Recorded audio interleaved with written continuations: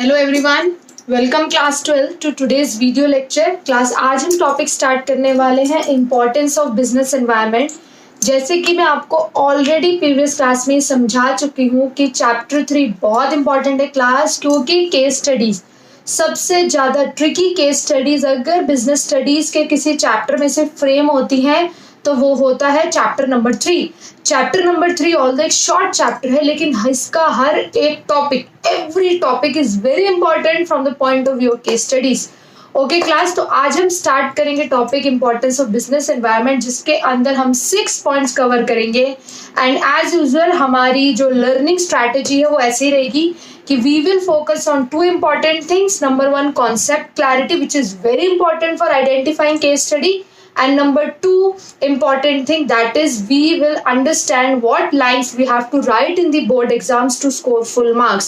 As an examiner of board answer sheets, मैं आपको वो बताऊंगी कि हम क्या एक्सपेक्ट करते हैं स्टूडेंट से कि वो इस पॉइंट के अंदर कौन सी लाइंस लिखे, वो इस पॉइंट के अंदर कैसे एग्जाम्पल्स प्रेजेंट करे, कैसी प्रेजेंटेशन करे।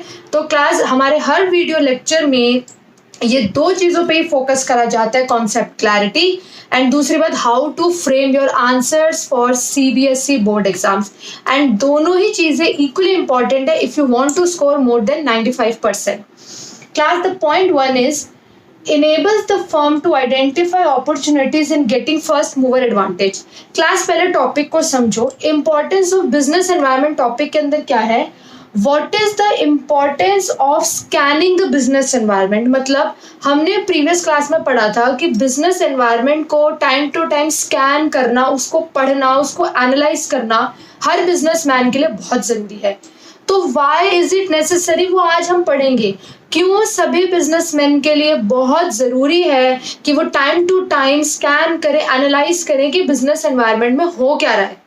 तो क्लास उसी का फर्स्ट पॉइंट है कि अगर आप टाइम टू टाइम अपडेटेड रखते हैं अपने आप को, आप देखते रहते हो कि बिजनेस एनवायरनमेंट में क्या चेंजेस आ रहे हैं, तो उसकी बिगेस्ट एडवांटेज है कि जो भी एनवायरनमेंट में अपॉर्चुनिटीज हैं आपको उसका पता चलेगा। अपॉर्चुनिटी मतलब मौके, वो पॉजिटिव चांसेस जो आपके बिजनेस को यहाँ से यहाँ लेके जा सकते हैं, वो मौके जो आपके बिजनेस को ब्रांड बना सकते हैं और आपके बिजनेस का प्रॉफिट बहुत ज़्यादा बढ़ा सकते हैं।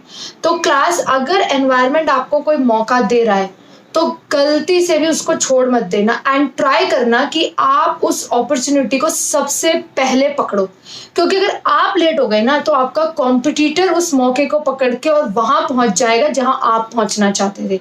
तो क्लास पॉइंट 1 का जिस्ट यही है कि जो भी बिजनेस अपॉर्चुनिटीज हैं उनको आइडेंटिफाई करो एंड ट्राई करो कि आप फर्स्ट वन बनो उस अपॉर्चुनिटी को एक्सप्लॉइट करने के लिए। आप सबसे पहले उस अपॉर्चुनिटी को आइडेंटिफाई करो, इससे पहले कोई और करे।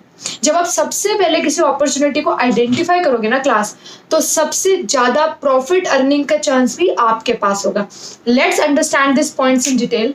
क्लास जब आप एग्जाम में इस पॉइंट को एक्सप्लेन करोगे तो सबसे पहले आप डेफिनेशन दोगे अपॉर्चुनिटी की, क्योंकि पॉइंट में वर्ड आता है अपॉर्चुनिटी, तो इट्स वेरी इंपॉर्टेंट कि आप सबसे पहले ये एग्जामिनर को बताओ what is the meaning of opportunities. Opportunities refer to the positive external trend, यानी ये वो पॉजिटिव ट्रेंड है that will help a firm to improve its performance. ये कोई नेगेटिव चीज नहीं है, ये आपको नीचे नहीं लेके आएंगे, ये वो पॉजिटिव चेंजेस है, ये वो पॉजिटिव मौके आपको मिले एनवायरनमेंट में जो आपकी परफॉर्मेंस को, आपके प्रॉफिट को बहुत हाइट तक लेके जा सकते हैं। क्लास जो भी बिजनेसमैन बिजनेस में इन्वॉल्व हैं और अपने आप को बहुत आगे लेके जाना चाहते हैं, the businessman who are able to understand and scan the opportunities of business environment at early stage. Early stage मतलब जो सबसे पहले अपॉर्चुनिटी को आइडेंटिफाई कर लेंगे, are first to exploit them instead of losing them to competitors.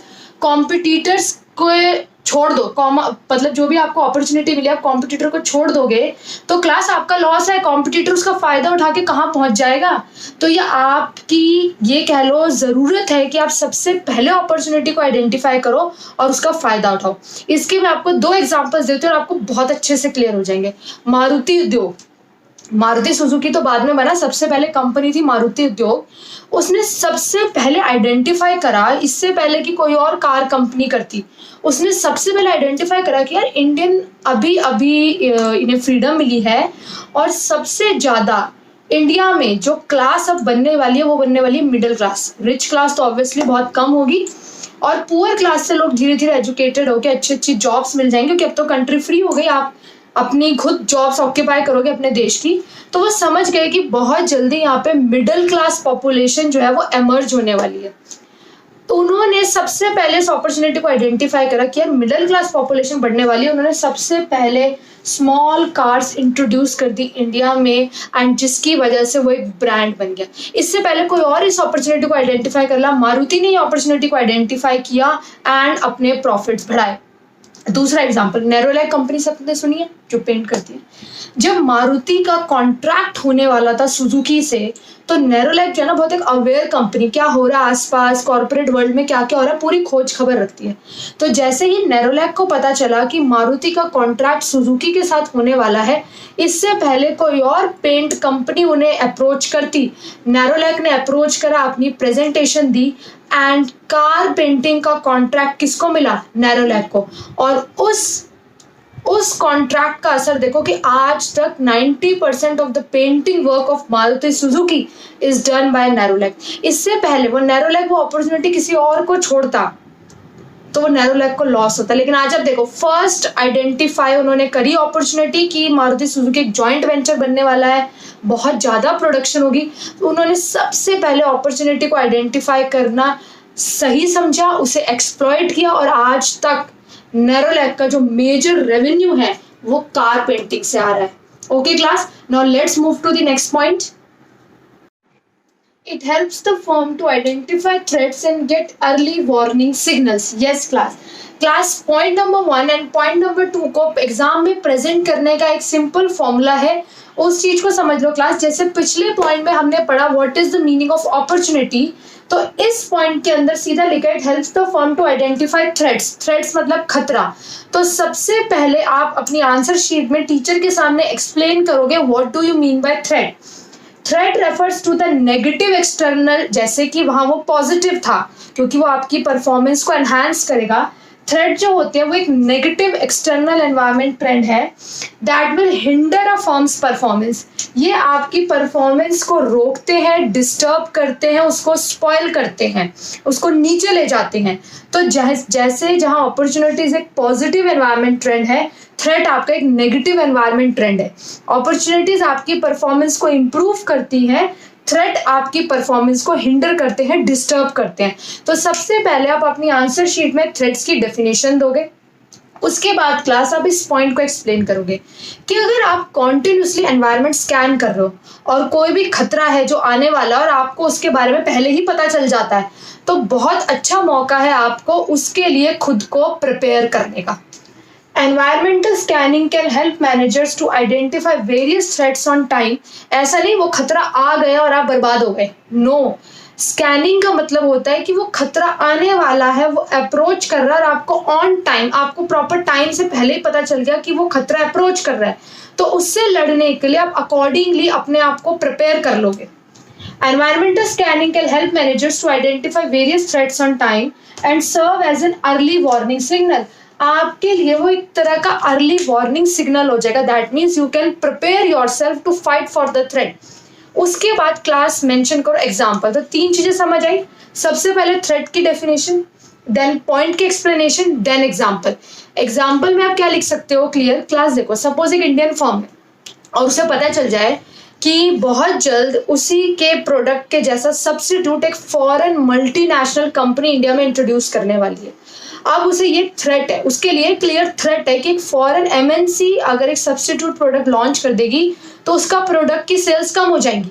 तो उसके लिए वो इंडियन फर्म इसे अर्ली वार्निंग सिग्नल लेगा, वार्निंग मिल गई, उसे थ्रेट है, और वो इसके लिए अपने आप को प्रिपेयर करेगा। कैसे? अपने प्रोडक्ट की हैवी एडवर्टीजमेंट करेगा, अपने प्रोडक्ट पे ऑफर्स एंड डिस्काउंट्स देगा, अपने प्रोडक्ट की क्वालिटी इनहैंस करेगा, कोशिश करेगा कि उसके प्रोडक्ट की कॉस्ट ऑफ प्रोडक्शन कम हो जाए जिससे एमआरपी कम हो जाए। तो बेसिकली आपने देखा कि जैसे एक फर्म को पता चला कि एक थ्रेट अप्रोच कर रहा है तो उसने अपने आप को उसके लिए क्या कर लिया? Prepare. That is the meaning of this point, it helps the firm to identify threats and get early warning signals. Point number 3, it helps in tapping useful resources. Class जो मेजर इंपॉर्टेंट पॉइंट्स है वो point number 1 और 2 थे. आगे के points आपको quite short and easy लगेंगे. Class ध्यान से समझो. इस पॉइंट की लैंग्वेज एक्चुअली एनसीईआरटी में थोड़ी सी कॉम्प्लेक्स थी है, बट मैं इसे बहुत इजी तरीके से आपके सामने प्रेजेंट कर रही हूँ. क्लास देखो, एवरी बिजनेस नीड इनपुट्स और रिसोर्सेज. इनपुट या रिसोर्सेज एक ही बात है, यानी you need raw material, you need finance, you need machinery, you need labour. किस लिए चाहिए आपको ये सब? To produce the output. यानी बेसिकली आपको जितने भी raw material, machinery, finance, labour, ये जितने भी आपको इनपुट्स चाहिए, रिसोर्सेज चाहिए, ये किस लिए चाहिए? ताकि आप आउटपुट बना सको. आप क्लास आप आउटपुट किस अकॉर्डिंग बनाते हो? अपनी मर्जी से? नो, हम वो आउटपुट बनाते हैं which is demanded in the market. यानी कि अब समझो इस चीज को इजी टर्म्स में, यानी एक बिजनेस रिसोर्सेज कलेक्ट करता है according to the output demanded in the market. यानी कि ध्यान से देखो, इसमें बिजनेस एनवायरनमेंट का रोल क्या है. पहले मैन्युफैक्चरर्स, देखो पहले किस चीज की डिमांड थी? ट्रेडिशनल वॉचेस की. आपको पता है व्हाट आर ट्रेडिशनल वॉचेस? जो पुराने जमाने की घड़ियां लोग हाथ पे सिंपल स्ट्रैप वाली पहनते थे. तो जो बिजनेसमैन थे, they used to collect resources to produce traditional watches. वो रॉ मटेरियल, वो मशीनरी, उतना फाइनेंस, वो लेबर को रखते थे जो ट्रेडिशनल वॉचेस प्रोड्यूस करती थी. बट अब ट्रेंड चेंज हो गया. अब लोग क्या डिमांड कर रहे हैं? Digital watches. तो अब बिजनेसमैन को वो रिसोर्सेज कलेक्ट करनी है जो क्या बना सके? Digital resources. क्लास पहले जो थी वो मैनुअल फोटोस्टेट मशीन थी. तो मैनुअल फोटोस्टेट मशीन बनाने के लिए आपको उस अकॉर्डिंग रिसोर्सेज चाहिए होती थी. बट अब इलेक्ट्रोस्टैटिक फोटोकॉपियर मशीन्स आ गई हैं, तो जिस हिसाब से आउटपुट की डिमांड है मार्केट में, आपको उस हिसाब से रिसोर्सेज चाहिए. पहले ब्लैक एंड व्हाइट टीवी की रिसोर्सेज चाहिए होती थी, सिंपल कलर टीवी की रिसोर्सेज चाहिए होती, लेकिन आज के ज़माने में किसकी चाहिए? एलईडी की, प्लाज्मा की. तो बेसिक इस पॉइंट का जिस्ट क्या है कि एक बिजनेसमैन को वो रिसोर्सेज कलेक्ट करनी होती है जिससे वो आउटपुट बना सके जिसकी अभी मार्केट में डिमांड है. यानी कि एक बिजनेसमैन को एनवायरनमेंट स्कैन करना पड़ता है, बार बार अपने आप को अपडेटेड रखना पड़ता है, ये पता करने के लिए कि what kind of output is being demanded in the market, ताकि वो उस अकॉर्डिंग क्या कलेक्ट कर सके? रिसोर्सेज. तो this is the third most important point of importance of business environment, कि अगर एक बिजनेसमैन बिजनेस एनवायरनमेंट को स्कैन करता है तो उसे पता चलता है एक्चुअली मार्केट में किस आउटपुट की नीड है, और उसी अकॉर्डिंग वो क्या कलेक्ट करता है? Resources. Point 4 is it helps in coping with rapid changes. Class हमने प्रीवियस लेक्चर में डिस्कस किया था कैरेक्टरिस्टिक्स ऑफ बिजनेस एनवायरनमेंट, जिसके अंदर हमने पढ़ा था कि business environment is highly dynamic. बहुत जल्दी एंड बहुत फ्रीक्वेंटली बिजनेस एनवायरनमेंट में चेंजेस आते रहते हैं. एंड अगर बिजनेसमैन ये चाहता है कि वो इन चेंजेस के साथ कोप अप कर सके, इनके साथ शोल्डर टू शोल्डर मिला के चल सके, टाइम टू टाइम अपने अंदर भी चेंजेस ला सके according to the dynamic business environment, तो उसके लिए उसे बिजनेस एनवायरनमेंट को स्कैन करना पड़ेगा. सपोज एक बिजनेस है जिसे कोई मतलब नहीं क्या चेंजेस हो रहे हैं बाहर, क्या टेक्नोलॉजी चेंज हो रही है, क्या कस्टमर की प्रेफरेंस चेंज हो रही है, तो क्या आपको लगता है कि वो बिजनेस सक्सेसफुल हो पाएगा? वो बिजनेस सर्वाइव कर पाएगा? नो, सिर्फ वही बिजनेस सर्वाइव कर सकता है इस टफ कंपटीशन वाले एरा में जो अपने आप को according to the changes in business environment खुद को चेंज करेगा.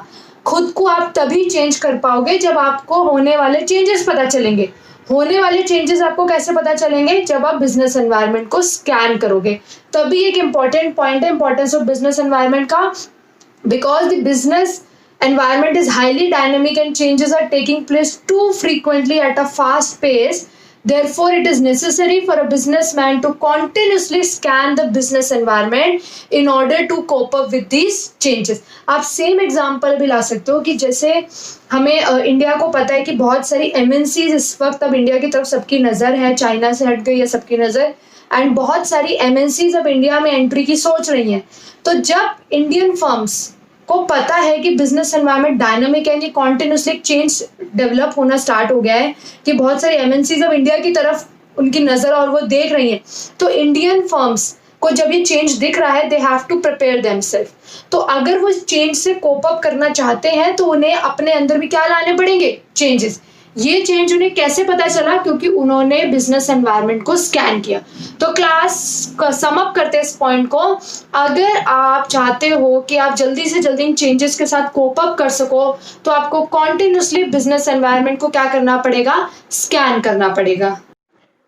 क्लास पॉइंट नंबर 5 एंड 6 में कुछ नया नहीं है। जब आप इन पॉइंट को समझोगे, इवन आप हेडिंग से रीड करोगे तो आपको पता चल जाएगा ये दोनों पॉइंट्स कहीं ना कहीं प्रीवियस पॉइंट से डिराइव्ड है, उन्हीं पे डिपेंडेंट है। Let's check out the 5th point. It helps in assisting and planning and policy formulation. कहते हैं कि जब आप बिजनेस एनवायरनमेंट को स्कैन करते हो तो आप आगे की प्लानिंग कर पाते हो, आगे की पॉलिसीज बना पाते हो।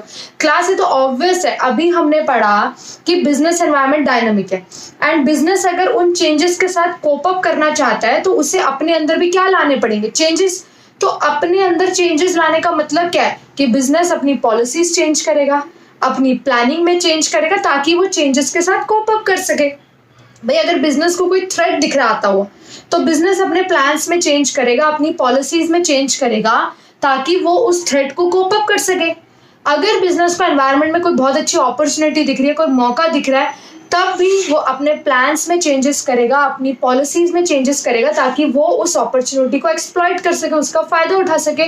तो ये पॉइंट बेसिकली डिपेंडेंट है ऑन प्रीवियस पॉइंट। इस पॉइंट में यही बोला है कि जब आप बिजनेस एनवायरनमेंट को स्कैन कर लेते हो और आपको लगता है कि बिजनेस एनवायरनमेंट में कोई अपॉर्चुनिटी है, कोई थ्रेट है या बहुत जल्दी चेंजेस आ रहे हैं, तो आप ऑफ कोर्स इट्स नेचुरल कि आप अपनी प्लानिंग में चेंजेस लाते हो, आप अपनी पॉलिसीज में चेंजेस लाते हो ताकि आप उन चेंजेस के साथ एडजस्ट कर सको।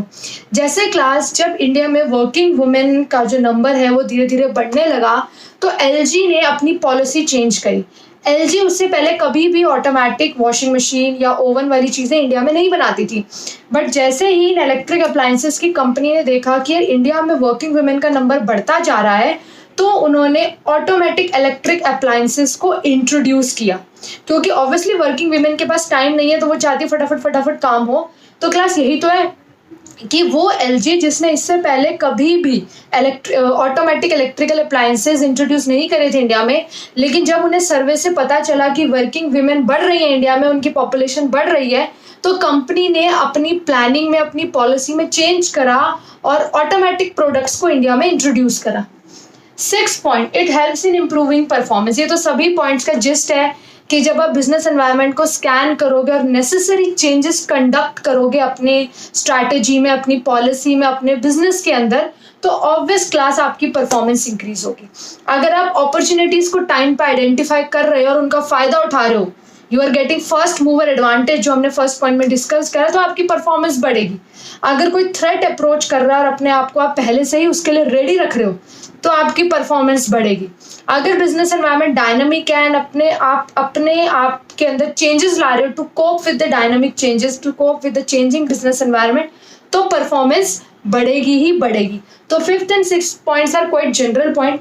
अब क्लास अगर आप ध्यान से देखो, अगर आपने पूरी वीडियो अच्छे से देखी है, ठीक है, तो आप एक चीज समझ गए होगे कि जैसे ही आप अपने नोट्स रीड करोगे तो आप ये चीज समझ जाओगे कि आपको बहुत इजीली ये सारे पॉइंट समझ आ गए, क्योंकि कुछ चीजें मैंने बार बार रिपीट करी है एक्सप्लेनेशन के time, just to retain those points in your mind. क्योंकि ये सबसे अच्छा मेथड होता है पॉइंट्स को परमानेंट माइंड में रिटेन करने का, कि while explaining to the class teacher उसी पॉइंट को 2-3 बार रिपीट कर दे घुमा फिरा के, तो वो लाइंस, वो पॉइंट माइंड में बैठ जाता है। तो class this what I have done. तो अगर आप ध्यान से देखो तो ये सारे पॉइंट्स डिटेल में डिस्कस हो गए हैं, जो भी एनसीईआरटी की इंपॉर्टेंट लाइंस थी वो डिस्कस हो गई हैं। तो क्लास यू विल ऑब्जर्व कि अब आपको ये टॉपिक बहुत जल्दी हो जाएगा लर्न। तो after watching this video class please notes जरूर रीड करें, स्पेशली जो इंस्टीट्यूट के स्टूडेंट्स हैं जिनको मैंने नोट्स शेयर करे हैं वो तो बहुत ध्यान से after this video notes read करें and you will find the topic is retained in your mind.